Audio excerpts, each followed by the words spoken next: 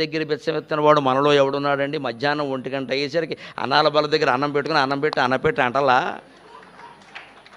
భార్య దగ్గర అనకపోతే పక్కింటికి వెళ్ళి అడుగుతాం, ఆ గోమే కొట్టేరు.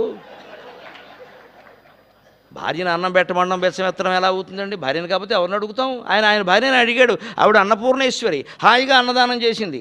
కాశీ విశాలాక్షి అన్నపూర్ణేశ్వరి. అంటే భార్యను అడిగితే తప్పింది. మీ ఆయన అలా కాదు కదా, ఎవడో అక్కడికి వెళ్ళాడు. పైగా అడిగినప్పుడు స్కేలు వేరు, కొలిచినప్పుడు స్కేలు వేరు. మహామాయ, విష్ణుమాయ. ఓ పిల్లాడు వచ్చి 3 అడుగులు అంటే వాడి పాదం ప్రకారం 3 అడుగులు అనుకుంటా, కానీ శంషాబాద్ ఎయిర్పోర్ట్లో అమరావతిలో 3 అడుగులు అంటారా? అక్కడికి తేడా లేదా? రేటు తేడా ఉండదా? అమరావతిలో రేటు వేరు, అంబాజీపేటలో రేటు వేరు. నువ్వు అడుగులు ఎక్కడో చెప్పకుండా అడుగులంటే అలాగా.